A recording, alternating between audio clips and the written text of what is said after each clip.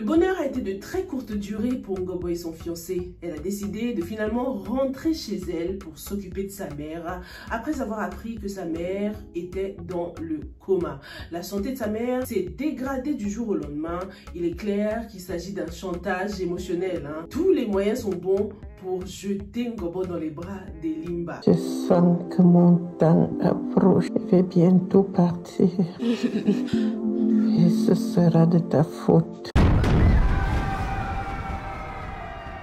Le fiancé de Ngobo a pourtant essayé de lui faire comprendre que tout ceci n'était qu'un chantage, mais Ngobo culpabilise déjà parce que sa mère est sa priorité. Si elle meurt et a un remords contre moi, je ne me le pardonnerai jamais. Ne soyons pas étonnés de voir dans les prochains épisodes que sa mère va déjà mieux, miraculeusement. Elimba a également dû redéfinir ses priorités dans ces épisodes. Il a dû choisir entre être présent pour ses enfants, pour son fils en particulier, ou pour sa side chick. Au moment où John avait le plus besoin de son père, Yolande, elle, de son côté, avait également une urgence médicale et avait absolument besoin que Elimba soit à ses côtés. Yolande a des maux de ventre. J'espère qu'elle n'est pas enceinte celle-là, je pense qu'on a tous pensé à ça. John avait un exposé important à présenter dans sa classe.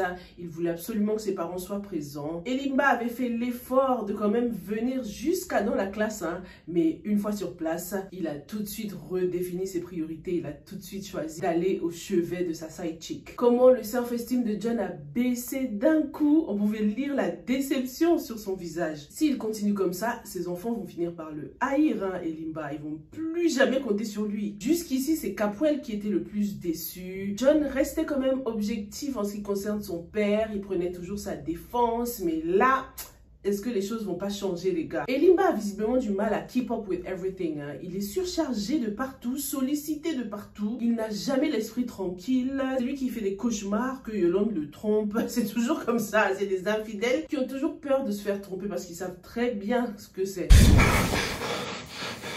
La vie de gigolo, c'est vraiment pas facile. Il est où? Qui? Et puis Yolande aussi, elle joue tellement bien le jeu. Elle passe trop pour la meuf qui est à fond sur Ellie, qui est sincère avec lui, alors que c'est une grosse profiteuse. Tu me déçois. Et c'est pour ça que tu débarques chez moi à 2 h du matin dans le but de me surprendre avec un autre homme? Oui. Je n'ai pas d'autre homme dans ma vie que toi. Du côté de Maggie, Ellie a dû lui poser un lapin également, chose qu'elle a très mal pris. Pourquoi tu annules notre voyage en amoureux à Kasaï que nous avons préparé depuis plus de 2 semaines? Il est clair que Ellie n'arrive pas du tout à gérer sa vie privée. Sa sœur, Mabel, lui donne du fil à retordre aussi. On vient d'apprendre qu'elle a escroqué des gens, s'il vous plaît. En effet, elle a incité les gens à investir de l'argent dans la pyramide de Ponzi qui malheureusement pour elle n'a pas marché et on l'a arrêtée. On parle de combien là? 140 millions pour être précis. Quoi? Mabel a été libérée sous caution juste parce que Elimba est un bon ami du commissaire. Je me demande s'il n'est pas déjà sorti avec la fille de ce commissaire ou un truc comme ça, tu sais. On verra bien. Gros update aussi du côté de Bissek. Elle est finalement allée en Côte d'Ivoire, s'il vous plaît, j'ai rien compris. En plus, elle serait peut-être enceinte. Non mais franchement, scénario trop pas logique. Depuis 2 jours, elle présente les signes de grossesse. On verra où Ebenezer Kepombia le réel essaie de nous emmener, mais franchement, j'ai rien compris. Elle était tellement déterminée à rester dans son pays que ça m'a surpris d'apprendre qu'elle a finalement suivi sa tante en Côte d'Ivoire, quoi. Pas logique. Update aussi du côté de Maimouna. On apprend qu'elle avait déjà été mariée et qu'elle est aujourd'hui séparée, divorcée de son mari et a eu des enfants avec son ex-mari qui, lui, a réussi à refaire sa vie aujourd'hui, contrairement à elle. Maimouna n'a pas la garde de ses enfants. Je me demande pourquoi d'ailleurs. Bon, on va voir. Peut-être qu'elle fait garde partagée, qu'ils passent parfois du temps chez leur père et parfois avec elle, on verra. Camden est également mariée. Je vous posais la question justement dans la revue précédente. Et on découvre une femme plutôt jalouse. Vous profitez du fait que je ne sois pas régulière ici pour vouloir me voler mon mari, c'est ça? Est-ce qu'il a déjà trompé sa femme dans le passé, ce qui explique pourquoi elle est autant sur ses gardes? Vous les jeunes filles qui adorez les sugar daddy là, personne ne va m'arracher mon mari.